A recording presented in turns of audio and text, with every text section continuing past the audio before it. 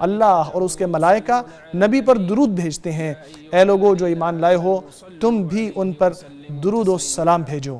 اے اللہ رحمتیں، برکتیں اور سلامتی نازل فرما اپنے بندے اور رسول محمد صلی اللہ علیہ وسلم پر، آپ صلی اللہ علیہ وسلم کے تمام اہل بیت پر اور تمام صحابہ کرام پر۔ اے اللہ خلفائے راشدین سے راضی ہو جا، اور جو ان کی پیروی کرنے والے ہیں قیامت تک، اے پروردگار ان سب سے بھی راضی ہو جا۔ اے اللہ اسلام اور مسلمانوں کو عزت عطا فرما۔ اے اللہ اپنے موحد بندوں کی نصرت اور مدد فرما۔ اے اللہ اس ملک کو امن والا، اطمینان والا بنا دے، اور تمام مسلمان ممالک کو بھی۔ اے اللہ اس ملک میں امن و امان کو عام کر دے۔ اے اللہ ہمارے اس ملک میں امن و امان کو ہمیشہ کے لیے عام کر دے، ہمیں سکون اور چین نصیب فرما دے۔ اے اللہ اس ملک کو ہر برائی اور شر سے محفوظ کر لے۔ اے اللہ اس ملک کو ہر شر اور برائی سے محفوظ فرما لے۔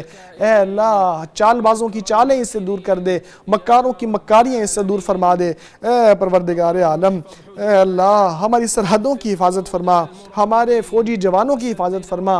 اے اللہ ان کے نشانے درست کر دے، ان کے قدموں کو ثابت قدم کر دے۔ اے اللہ ان کو ایک بہترین رکاوٹ بنا دے۔ اے اللہ ان کی دشمنی کرنے والوں کے خلاف ان کی مدد فرما۔ اے اللہ ہر جگہ مسلمانوں کے احوال درست فرما دے۔ اے اللہ ہر جگہ مسلمانوں کے احوال درست فرما دے۔ اے اللہ ان کے اختلافات کو ختم کر دے، ان کو حق پر اکٹھا فرما دے۔ اے پروردگار عالم ہمیں ہمارے ملکوں میں اور شہروں میں امن عطا فرما، ہمارے حکمرانوں اور اماموں کی اصلاح فرما۔ اے اللہ ہمارے حکمران خادم حرمین شریفین کو توفیق عطا فرما، ان کو کامیاب فرما، ان کی تائید فرما۔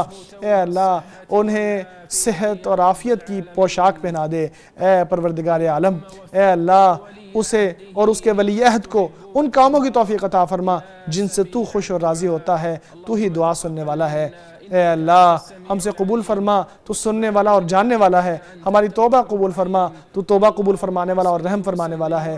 اے اللہ رحمت نازل فرما محمد صلی اللہ علیہ وسلم پر، آپ صلی اللہ علیہ وسلم کے پاکیزہ اہل بیت پر، نیک صحابہ کرام پر، اور اپنا خاص فضل و کرم فرما کر ہم پر بھی تو ہی معاف کرنے والا ہے، تو ہی بلندی اور زبردستی والا ہے۔